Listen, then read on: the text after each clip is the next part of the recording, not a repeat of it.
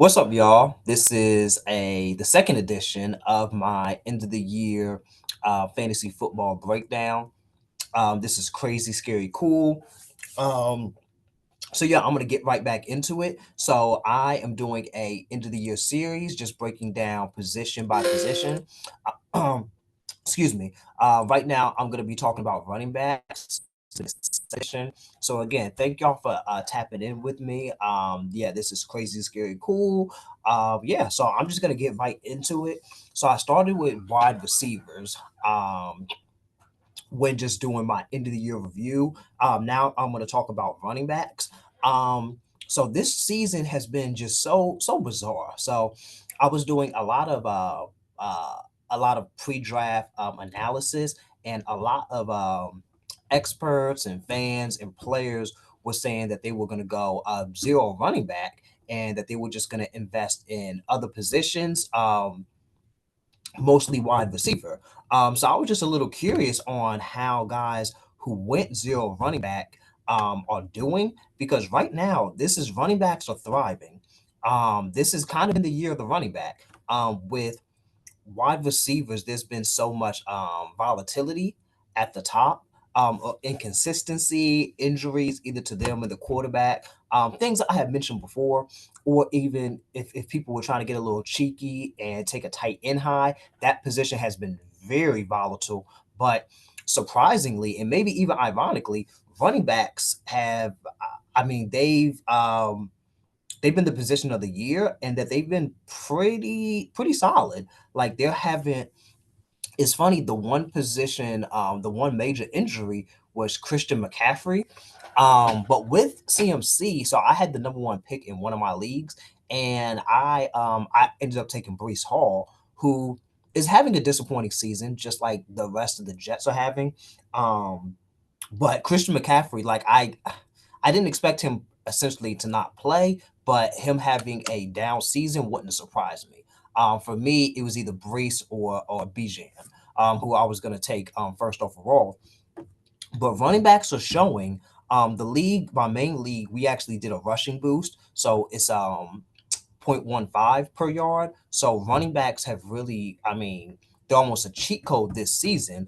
Um, but yeah, this the position has been pretty stable. Guys have been relatively healthy for the most part, and they've played really well. And I think that they're showing that running backs are still king in fantasy, and that if you want to win a ring or be competitive, you need to win at that position. So I was always scoffing at managers who were going zero running back, because that's what's going to win you the league.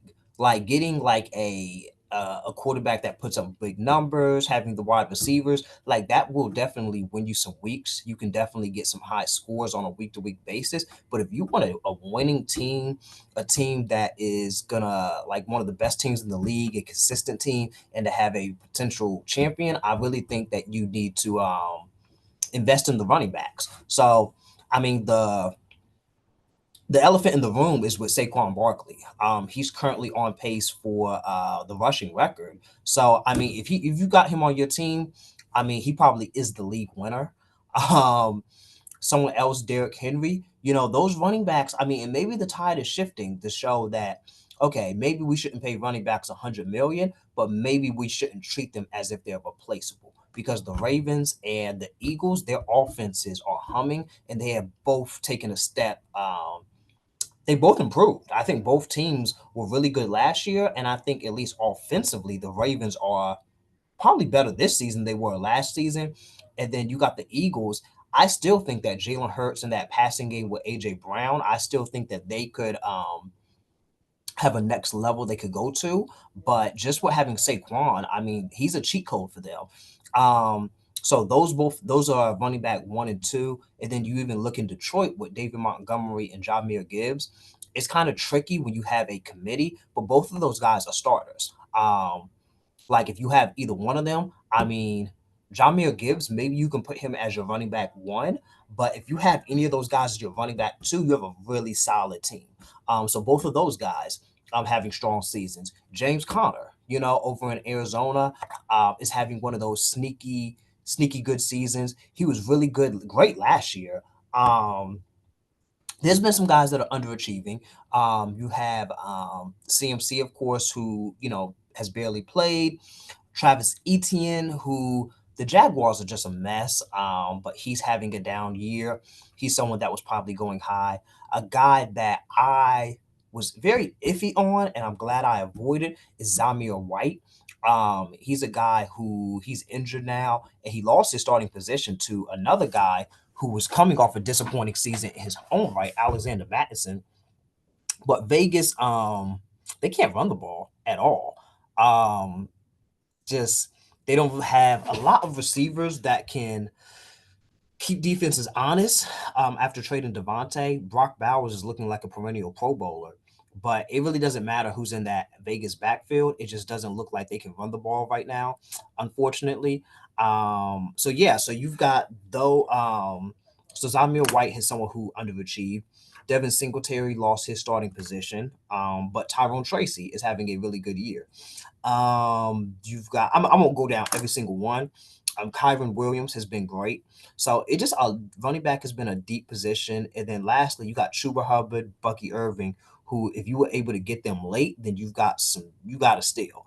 Um, so yeah, so this is running back has just been those guys, everyone that I mentioned for the most part has been pretty healthy, has played at a really high level. Joe Mixon has had some huge games.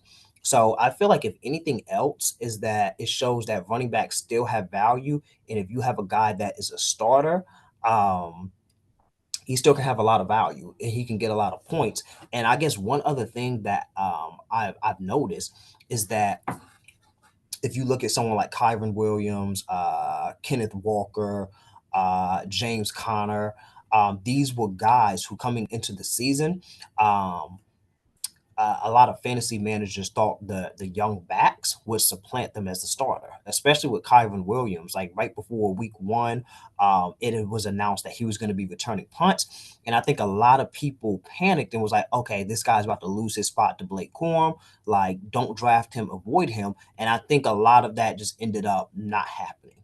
Um, the guys that everyone was saying would get replaced, like the three I just mentioned, didn't get replaced, and they're having great seasons. So I guess the takeaway is that if a guy is the starter and if he has a track record of playing at a high level, I don't think you have to pull the alarm and say that, okay, he's not going to play anymore or he's going to lose his spot just because a team drafts a rookie.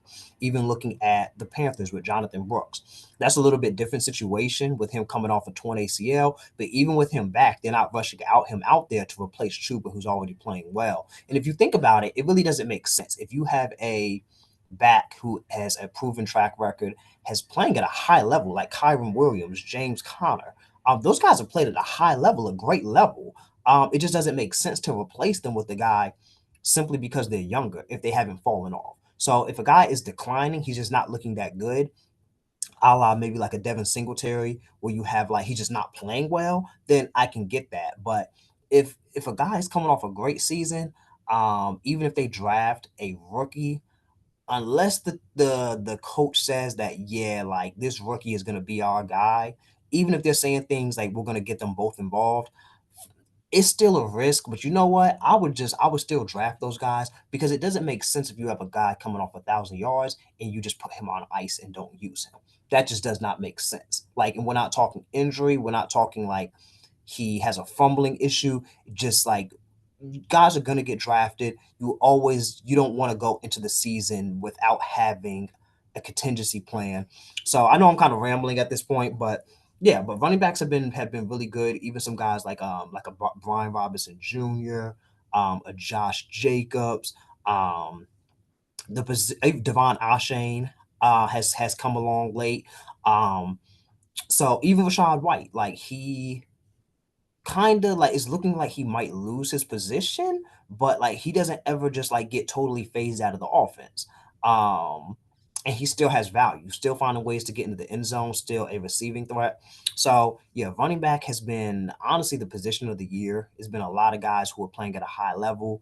Tony Pollard, um, even though Tennessee is a mess, he's performing. So running back has been great. So if you if you went zero running back, if you were able to get some guys, some of these guys I mentioned late, then you could have possibly still be thriving. But yeah, this is it's been a good season. I think running backs, I think not just in fantasy football, but I think in around the league have shown that they still have value and that they have proven that again, they have value and that you could still build an offense around them and that you could still incorporate them and that just the not that talent at the end of the day is going to win out. If you have a great player, get him the ball and good things will happen. Like with the Eagles, with the Ravens, with Detroit, um, get him the ball. Even if you look at the other way, I don't think Brees Hall gets the ball enough on the Jets. And they're disappointing. So sometimes if you have a talented player, get him the ball.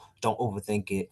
Don't just have a committee just because, you know. So I think that running backs, not saying that they're going to start getting paid again, but I think that they have done a great job in fantasy and in real life showing that they have strong value.